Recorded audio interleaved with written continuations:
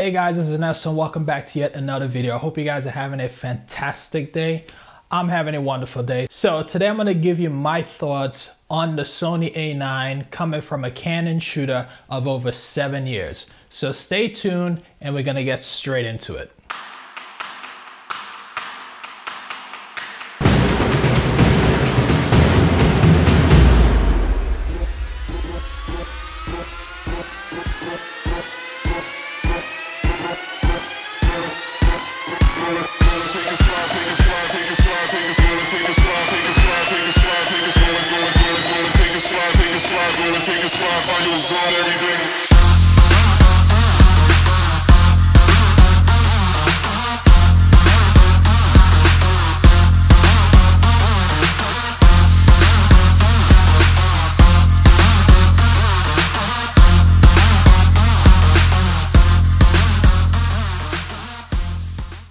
Alright guys, so let me give you my first thoughts on this particular camera. So first of all, I really love the feeling of this camera. When I picked it up initially when I went to New York at B&H and I held this camera in my hand, I really loved the feeling of this camera. A couple of things I do not like about the Sony lines of cameras, specifically the A7 lines of camera. Those bodies are just too small. Whenever I pick it up, my pinky just simply hangs off of the bottom of the body, and I simply don't like that. So when I picked this up, this is the first thing I really enjoyed about this Sony camera. So another thing that I really love about this camera, specifically all the mirrorless cameras, not just Sony, but mirrorless cameras in general, I really love the EVF. The EVF basically allows you to see what you want to take. When you see it, is what you see is what you get basically. And when you adjust your settings, you can see exactly what your image is going to be before you even take it, which basically saves a lot of time. So I really envy folks that have an EVF on their cameras, whether it be Sony, Fuji, whatever it is, whatever mirrorless cameras you have. I really envy that. For my 5D Mark III, the body that I have, it doesn't have EVF, so I don't see the images before I get it. So, you know, this really saves a lot of time. So there's another thing that you need to know with respect to the EVF. Because you could see the image before you take it, the problem that I ran into when I was utilizing this camera in studio is that obviously I just want to, when you're working in a studio, if you're shooting at, let's say, f8, basically you're gonna have a black image. So what you're seeing is basically what you're getting the black image. So I really did some research on this to try to figure out, well, how does Sony shooters or shooters that utilize EVF, how do they use it in studio, or how do they use it with the off-camera flash? So one of the features that they have within this particular Sony body, and I think they have it in like the Sony a6500 and maybe like the Sony a7R lines, they have something called Live View, and within Live View you can basically turn on the see it before you take it basically image. You could turn it off and turn it on. So if I turned it off, then I can actually see, instead of seeing a black image, I can actually see the person that I'm about to take a picture of. Now when you're looking at the back of the camera, obviously that is not the image that you're taking. You're taking an image that's supposed to be black, and you're lighting it with your off-camera flash. So that's how, if you're shooting in studio, that feature you definitely need to turn it off in order for you to use it in studio. Another thing that I really enjoy about this camera is the focus. Now when I utilize my 5D Mark III, I use the back button focus to help me, you know, zero in on my focus, recompose and take the shot, which works out really well. But when I picked up this camera and I started utilizing it, the focusing system on this camera simply eliminated the need of utilizing the back button focus. Now obviously when I picked up this camera, the first thing that I wanted to do was implement the back button focus. But when I was using this camera, that just slowed me down. So I just eliminated the back button focus and got rid of it completely.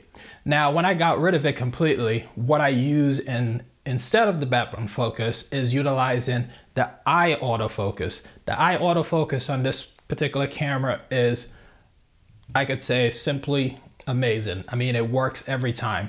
I was shooting this camera at 1.4, well, shoot with this lens. This is the 85 1.4 lens.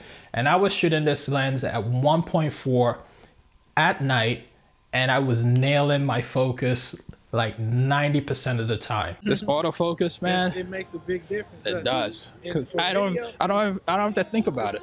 If I was utilizing my 85 1.2 lens on my Canon body, my shots would have been significantly less because I would not be nailing focus that accurately every time utilizing back button focus. So this camera have a significant advantage when it comes to the autofocus. It's really good. So let's talk about the viewfinder on this particular camera. So the viewfinder and the LCD. So when I received this camera from Lens Rental, out of the box when I received it, this back of the camera, the LCD was basically turned on. So when I was looking at the back of the camera, I'm seeing the images that I want to take immediately. Like it eliminated the need to utilize like the viewfinder, which when I got this camera, I really truly didn't really utilize the viewfinder at all, because it just felt natural to just simply utilize the LCD to, you know, capture the image. But because of my, you know, habit of utilizing the viewfinder on my 5D Mark III, I said, okay, well, I need to utilize the viewfinder on this particular camera. The viewfinder on this particular camera, in my opinion, is horrible. I don't really like the viewfinder at all on this particular camera. The LCD image, because you're supposed to be having, you know, the same image that's supposed to show up on the LCD should be the same image that you should see in your viewfinder. And to me, when I look at it, when I look at the viewfinder, the image on the viewfinder versus the image on the LCD, the viewfinder is just horrible to me. For whatever reason, the image quality is just not the same. So I just preferred, and it felt a lot more natural to utilize the LCD because it was just quicker for me. So another thing about the viewfinder, and the reason I didn't really like using it on this particular camera, forgetting the image quality, putting that aside for a minute.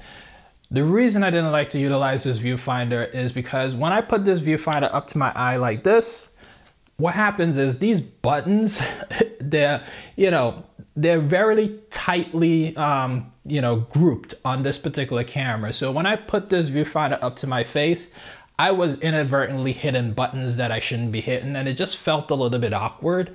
So again, I just prefer to utilize just the LCD, and you know, it worked out just well. Speaking of tightly grouped buttons, another problem that I found with respect to the Sony A9 camera is that the groove between where the lens is and where my hands rest, where the shutter button is very tightly grouped. Like my fingers basically touches the lens and is very, very annoying.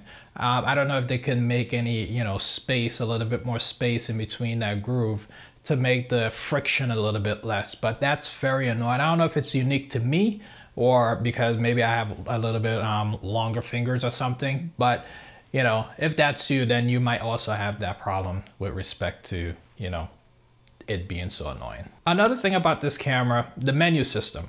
A lot of people talk about the menu system being completely, hard to use, and I agree. It is a little bit complex, but it offers you a lot of flexibility to customize buttons to do whatever it is that you want to do.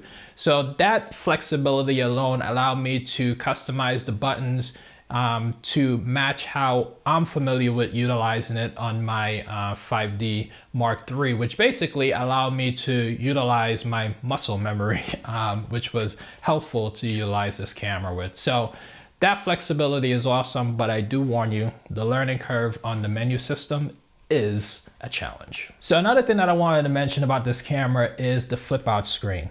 Now, typically when I shoot with my Canon 5D Mark III, one of the things that I end up doing if I wanted to get a very low angle on the image that I'm trying to create is I would have to basically go on the floor. Because I was about to hit the floor. Canon 5D Mark III owner, about to lay on the ground, forgetting that he's shooting with a Sony A9, which has an articulated screen. Or lay on my stomach or sit down on the floor in order to get that low angle shot that I wanted to get.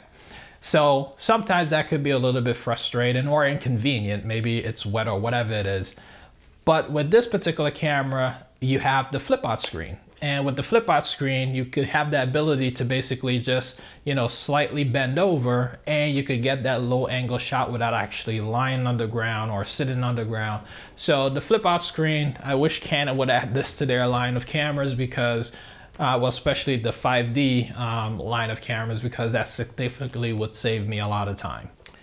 The last thing I want to mention about this camera is the frame rate. This camera has the ability to burst off 20 frames per second. Now, for me personally, because I'm a portrait shooter, that's a little bit of, that's too much for me. That's overkill. I don't need that much frames per second. However, I did utilize it on the shoot that we had, the night shoot that we had, and this camera just kept up really well. I was able to do things that I wouldn't normally do with this particular camera, which would be when the subject is walking towards me, aim it at her, utilizing the eye autofocus along with utilizing the 20 frames per second. I was able to capture a number of different expressions and poses from the model as she was moving towards me, which was, you know, great because that's a lot of high percentage images that I was able to keep versus when I was working with my Canon. So in comparing the Canon files versus the Sony files, the issue that I found is attributed to specifically the color. Now, I made a significant mistake in processing the Sony files because when I was processing the Sony files, I made the assumption that I could process the Sony files in the same exact workflow that I follow with respect to my Canon files. Now,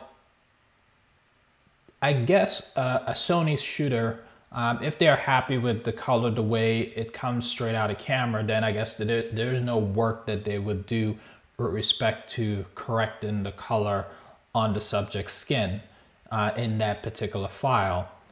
But for me, I would have to, I guess, first correct the color on the subject's skin, introduce that into my workflow, and then, you know, move on.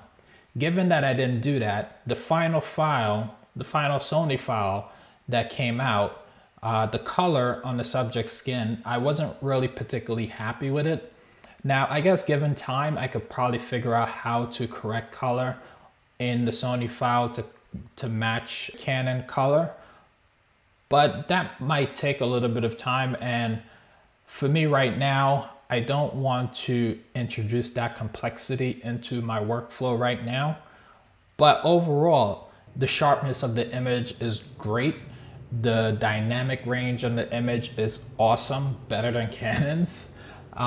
So those things are really, really great, but the one thing for me right now is the color. All right, guys, so in summary, I guess you guys are wondering, you know, if I would switch from my 5D Mark III to this Sony A9 camera. And the simple answer is this: I really don't know. I'm hopeful that Canon is gonna push out, you know, a lot of the features that's within the Sony line of cameras into their future cameras that they're gonna release. I take away from this experience that I had with this Sony A9 camera, 3 particular features that I wish Canon would put into their line of cameras when they release it in the future, specifically the 5D cameras, because I use the 5D Mark III. So the 3 features are this. The first one is EVF. I wish Canon would put EVF into their lines of camera. How they would do it with DSLRs, I don't know, but it's up to them to figure it out. So I wish you guys would put that, Canon that is, I wish you guys would put that into your future lines of cameras. So please put that into your camera, because that would definitely help me out and help out a lot of Canon shooters out there. The second thing that I wish Canon would put into their future lines of cameras is eye autofocus. Eye autofocus, my experience with the Sony A9 camera was amazing. It helped me to nail a lot of my shots in focus that I would normally not get. So that experience alone is well worth it, because it'll increase the percentage of shots that you'll be able to retain. And the last thing I wish that they would put into their line of cameras, specifically again, the 5D lines of cameras, would be the flip out screen. The flip out screen, as simple as that sound, I wish they would put that into their camera, because I'm not getting any younger, and bending over or laying on the floor just doesn't help me that much when I'm shooting these days. So guys, if you could please, Canon, if you could please put, you know, a flip out screen in your camera, it will significantly help all your loyal Canon shooters. All right, guys, I hope you guys enjoyed this review. This was my very first review of any type of camera. I hope it was informative to you. This review was not meant to sway you in any way, you know, to switch from Canon or to go to Sony or anything like that. That was not the intent of this video. This was simply just to share my experience with this particular camera. Like I said, I had a great experience with it. Now, if you guys enjoyed this video, please go ahead and hit that thumbs up button.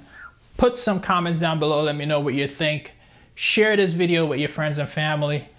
And guys, if you got this far in this video and you haven't subscribed yet to the channel, what are you waiting for?